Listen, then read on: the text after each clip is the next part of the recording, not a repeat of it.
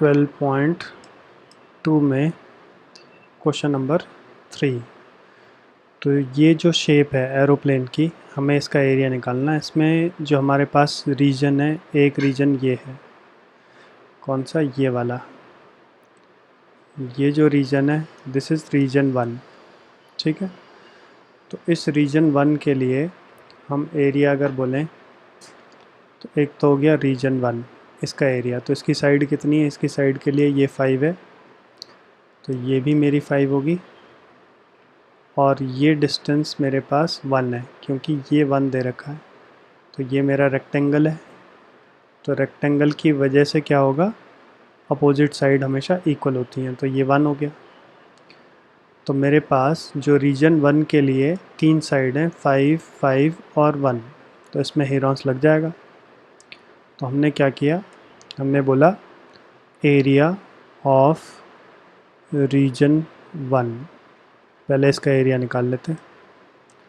एक साइड है 5 और एक साइड है, दूसरी साइड 5 और तीसरी साइड हो गई 1। तो पहले सेमी पेरीमीटर निकाला, a plus B plus C over 2। तो ये हो गया 5 plus 5 plus 1 over 2, that is 11/2, ठीक है।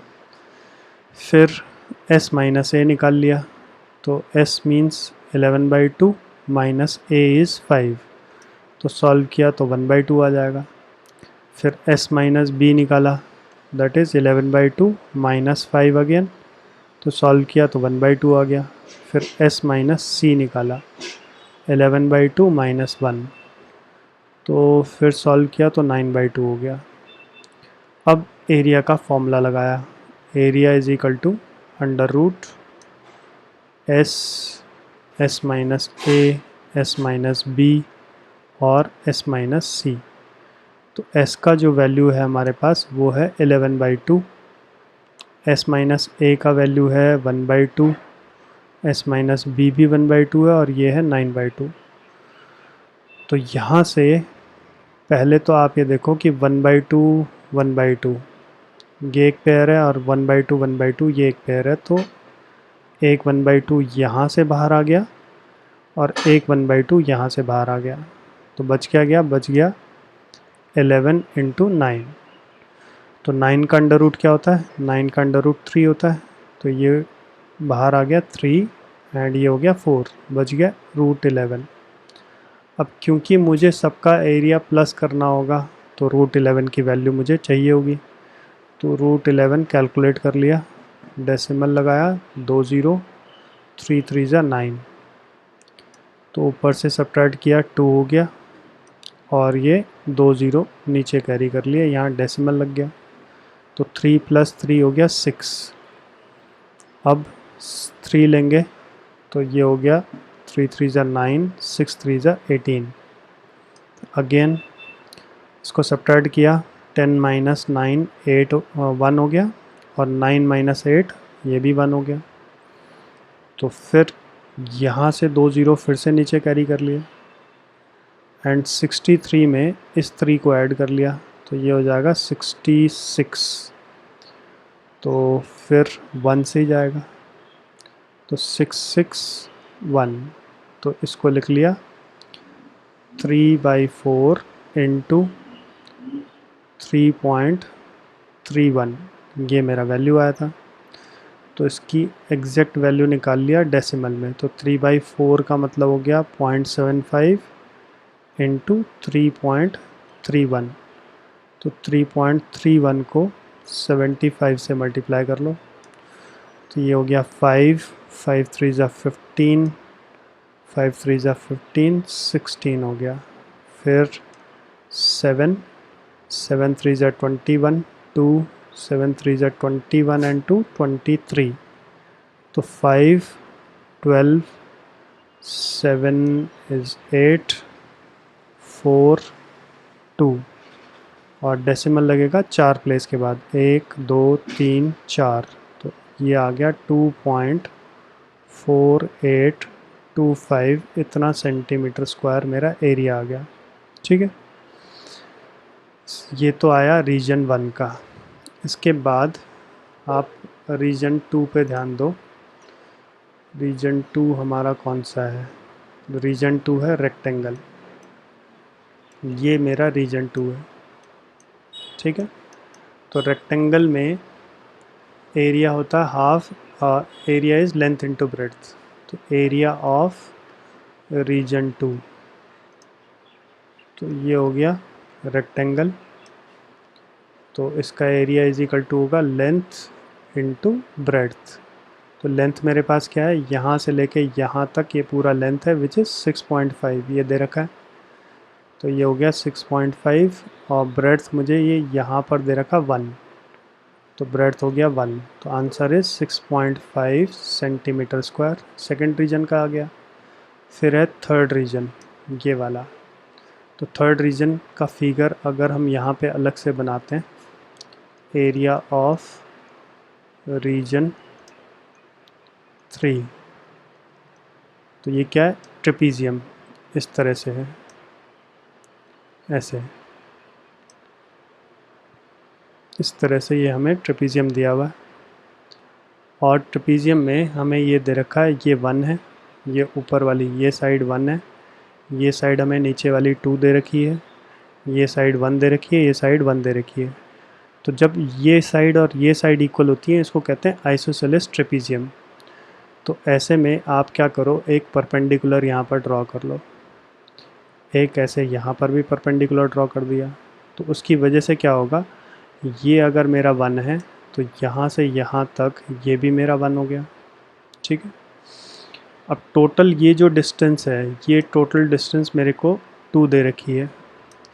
तो ये अगर 1 है तो ये डिस्टेंस बच गई हाफ ये हो गई और हाफ ये हो गई, क्योंकि अब इन सब का सम करेंगे, ये वाला रीजन प्लस ये वाला रीजन प्लस ये वाला रीजन, सबका सम करने से मुझे 2 मिल जाएगा। तो अब यहाँ पर इस ट्रायंगल को अगर हम ऑब्ज़र्व करें तो ये मेरा ट्रायंगल कैसा है, राइट एंगल ट्रायंगल है। तो इसमें हम पाइथागोरस थ्योरम से ऑल्टीट्यूड निकाल लेते हैं। तो अगर मैं इसमें कहूँ, नेमिंग कर दें A B C D E और F, तो हमने कहा इन ट्रायंगल A E और F, तो हाइपोटेनस है AF का स्क्वायर इज इक्वल टू होगा FE का स्क्वायर प्लस AE का स्क्वायर, ठीक है। पाइथागोरस थ्योरम लग गया। AF तो मेरे पास 1 दे रखा, तो 1 का स्क्वायर तो 1 ही रहेगा। FE हमने बोला 1/2 है, तो 1/2 का स्क्वायर। तो यहाँ से मैं AE निकाल लूँगा, तो कितना आएगा, 1 माइनस 1/4 AE का स्क्वायर। तो ये हो गया 3/4 AE का स्क्वायर। तो यहाँ से AE मेरा कितना आया, AE आ गया √3/2। तो ये मेरे पास क्या आ गया, ये हाइट आ गई मेरे पास। तो ट्रेपीजियम का एरिया क्या होता है, it is always sum of parallel sides into height. तो हम बोलेंगे area of trapezium, area of trapezium is half sum of parallel sides into height।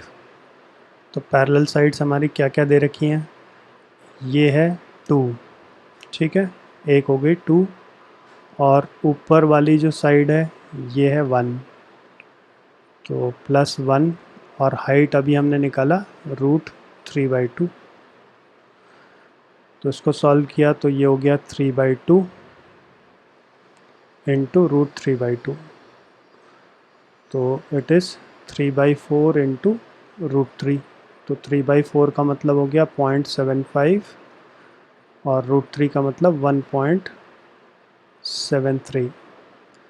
तो इसको मल्टीप्लाई कर लिया, 1.73 इंटू 75, तो 15, 1, 35, 36, तो 5 + 3 8, फिर 7 से करेंगे तो 7 इंटू 3 21, 49 + 2 51, 7 + 5 12, तो ये आ गया 5 7 9 1 2।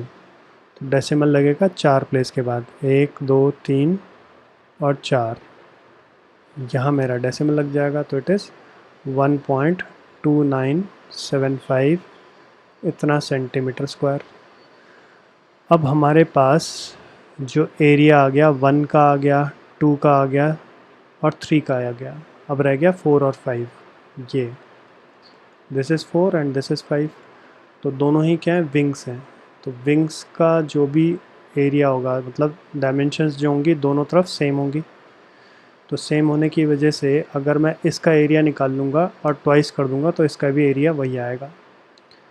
और क्योंकि ये रेक्टेंगल है तो ये 90 डिग्री हो गया यहाँ पर। तो और इसकी जो साइड दे रखी है, एक साइड हो गई 6 और एक साइड ये दे रखी है 1.5 और ये 90 डिग्री है, तो बेस इंटू हाइट लग जाएगा। तो ये तो बहुत ही सिंपल है, 6 और 1.5, तो area of 4th and 5th region, हम बोलेंगे area of 4th and 5th region is twice half base into height. तो ट्वाइस क्यों, क्योंकि दोनों रीजन का एरिया सेम है, तो 2 से 2 कट गया, बेस हमारा 6 है और हाइट हमारा 1.5 है, तो ये आ गया 9 सेंटीमीटर स्क्वायर। तो फाइनली एरिया ऑफ एरोप्लेन ये क्या होगा, that will be area of region 1 + 2 + 3 + 4 + 5। तो 1 का एरिया हमने निकाला था, ये था हमारा रीजन 1 विच इज़ 2.4825, तो 2.4825 प्लस रीजन 2 का एरिया हमारे पास आया था 6.5 प्लस हो गया 6.5, फिर ये है रीजन 3 का 1.2975 और रीजन 4 और 5 का मिला के हो गया 9। तो सबको ऐड कर लो, 2.4825 6.5, डेसिमल वाला इंश्योर करना कि डेसिमल के साथ मैच करना चाहिए, फिर 1.2975 और 9 का मतलब 9.0, तो 5 + 5 10 और 7 + 2 9, 9 + 1 10 अगेन, तो ये हो गया 17 + 1 18, 2 + 2 + 4 6, 6 + 5 11, 11 + 1 12 और ये हो गया 8 और 9 18, 18 + 1 19, तो आंसर इज़ 19.28। तो इसको हम लिख सकते हैं 19.3 सेंटीमीटर स्क्वायर, ये मेरा आंसर आ गया। तो आंसर इज़ 19.3,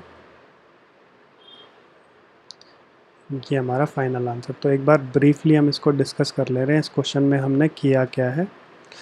सबसे पहले हमने इस रीजन का एरिया निकाला, रीजन 1 हीरोन्स लगा करके, ठीक है। फिर रीजन 2 ये है रेक्टेंगल, तो लेंथ इंटू ब्रेड्थ लग गया।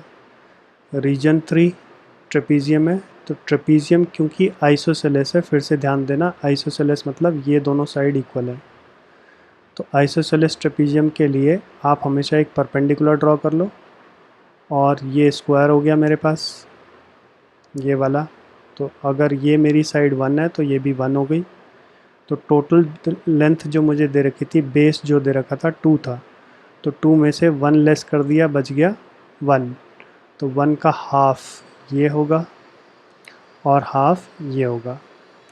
तो अब मैंने क्या किया, इस ट्रायंगल में, इस ट्रायंगल के अंदर हमने पाइथागोरस थ्योरम लगा दी, और उससे मेरे पास ये हाइट आ गई। तो हाइट आ गई तो फिर area of trapezium half sum of parallel sides into height. तो इसकी कैलकुलेशन करने से ये आ गया।